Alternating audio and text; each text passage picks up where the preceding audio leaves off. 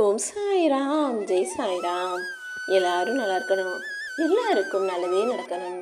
அன்பு குழந்தையே, உனக்கான நல்லதும் நீ ஆச்சரியப்படும்படி நாளை புத்தாண்டு புதுவிடியல்ல நடக்க தான் போகுது.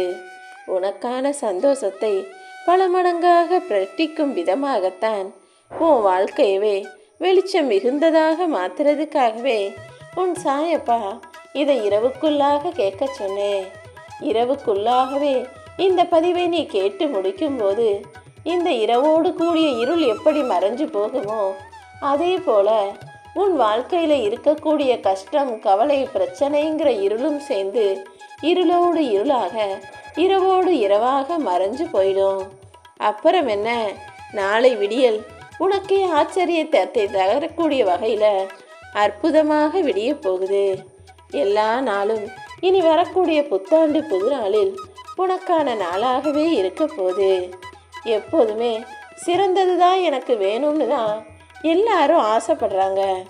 ஆனால் இருக்கிறதுலையே சிறந்தது தான் எனக்கு வேணும்னு தேடுறவங்க கடைசி வரைக்கும் தேடிக்கிட்டே இருக்க வேண்டியது தான். வாழ்க்கையில் என்ன கிடைச்சாலும் அது வேலையாக இருந்தாலும் சரி, துணையாக இருந்தாலும் சரி, குடும்பமாக இருந்தாலும் சரி, ஆடையாக இருந்தாலும் சரி, நகையாக இருந்தாலும் சரி, பொருளாகவே இருந்தாலும் சரி, கிடைச்சதை தனக்கு சிறந்ததாக மாற்றிக்கிறவங்க சந்தோஷமாக வாழ்க்கையை வாழ முடியும். கிடைக்காததை நினச்சி ஏங்க வேணாம், கிடைச்சதை குறை சொல்லிக்கிட்டே வாழ வேணாம். என்ன கிடைச்சாலும் அதை திருப்திகரமாக ஏற்றுக்கிட்டு உனக்கு சிறந்ததாக மாற்ற முயற்சி செஞ்சினா அப்புறம் என்ன, வாழ்க்கையே ரொம்ப சுகமாக சந்தோஷமாக மாறிவிடும். நாளைக்கு என்ன செய்யலாம்னு நீ இன்னைக்கு யோசிக்கலாம். ஆனால் நாளைக்கு என்ன நடக்குமோ நீ யோசிச்சினா அது உனக்கு எப்படி தெரியும்? நாளை என்ன நடக்குமோன்னு உன்னால் முடிவெடுக்கவும் முடியாது, இதுதான் நடக்கணும்னு உறுதியாக சொல்லவும் முடியாது. அப்படி நாளைக்கு என்ன நடக்கும்னு யோசிச்சுக்கிட்டே இருந்தீனா அது உன்னுடைய உறக்கத்தையும் கெடுத்துவிடும். எப்போவுமே நாளைக்கு என்ன செய்யலாங்கிறதுக்கு மட்டுமே திட்டம் போடு. அதை எப்படி சிறப்பாக செய்யலாம்னு சிந்தனை செய்.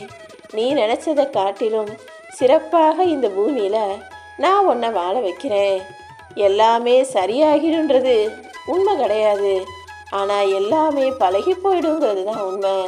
வாழ்க்கையில் ஆரம்பத்தில் கஷ்டமும் கவலையும் பிரச்சனையோ வந்தபோது ரொம்ப திக்கு முக்காடி திணறி போனனே, இப்போ எல்லாத்தையும் பழகிக்கிட்ட தானே. ஆனால் உன் வாழ்க்கையில் எதுவுமே மாறலை. அப்போ இருந்தது போல இப்போயும் கஷ்டமும் கவலைகளும் பிரச்சனைகளும் இருந்தாலும் எல்லாமே பழகி போய் நீ ஏற்றுக்கிறதுக்கு தயாராயிட்ட. அப்புறம் என்ன, இனி வரக்கூடிய எல்லா நாளும் உனக்கான சந்தோஷத்தை தரக்கூடிய விதத்தில் அனைத்தையும் ஏற்றுக்கிட்டு உனக்கு சிறந்ததாக மாற்றிக்க பழகு. கடவுளையும் நீ வெளியே தேட வேணாம், உன் மனசுக்கு நிம்மதியையும் வெளியே தேட வேணாம். ஏன்னா கடவுளாகி இந்த சாயப்பா நானும் உன் மனசுக்குள்ளே தான் குடியிருக்கேன். நிம்மதியும் உனக்குள்ளே தான் இருக்கு. இது ரெண்டையுமே வெளியே தேடிக்கிட்டே இருந்தீனா உன்னால் கண்டுபிடிக்க முடியாமல் தோற்று போய்கிட்டே இருப்ப. எதுவாக இருந்தாலும் அது உனக்குள் இருந்து வரும்படி நீ பார்த்துக்கோ. எல்லாரும் செய்யக்கூடிய செயல்கள் ஒன்று தான், ஆனால் அதன் விளைவுகள் வேறு வேறாக இருக்குது தானே. ஒரு ஓட்டப்பந்தயத்தையே எடுத்துக்குவோம். எல்லாருமே ஓடுறாங்க, ஒரே செயல்தான். ஆனால் யார் முதல்ல வர்றாங்களோ அவங்க வாழ்க்கை வேறு மாதிரி போகுது, அடுத்தடுத்து வர்றவங்களுடைய வாழ்க்கை வேறு மாதிரி போகுது. அப்படின்னா என்ன அர்த்தம்?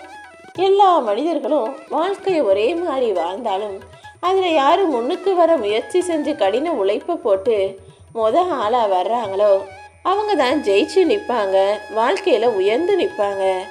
அவரே தான் வாழ்க்கை. எப்போவுமே எந்த இடத்துலையும் எல்லாரும் செய்கிறத நீ செய்கிற, ஆனால் அதே நேரத்தில் உனக்குன்னு ஒரு தனித்துவத்தை கொடுத்து முயற்சி செஞ்சு முன்னேறி முன்னுக்கு வந்துடணும். பறவை கூட்டு மேலே கல் எறிஞ்சினா அந்த கூட்டில் இருக்க பறவைகள்லாம் பயந்துக்கிட்டு பறந்து ஓடி போயிடும். ஆனால் இதுவே தேன் கூட்டில் கல் எரிஞ்சினா எல்லா தேனீக்களும் உன்னை கொட்டுறதுக்காக தான் ஓடி வரும். இப்போ புரியுதா எதை செய்யணும் எதை செய்யக்கூடாதுன்னு?